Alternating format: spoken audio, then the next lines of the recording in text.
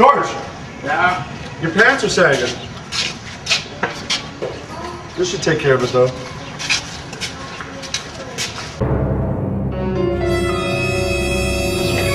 I got 30 bucks. I'll buy a yearbook. Hey, that's exactly what I need. Harvey, your name's on this list. You owe a library fine. Thank you.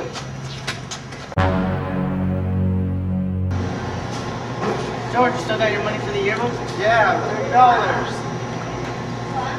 Is your name George? Yeah. Oh, you owe us $30.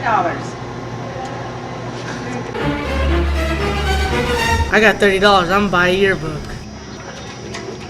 Miss West. Can I buy a yearbook? Thanks for running your book.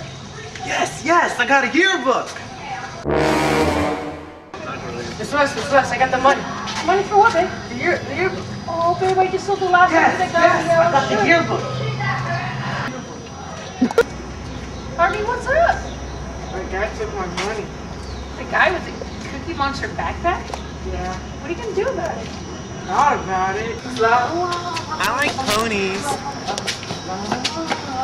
Dude, too much. Stop.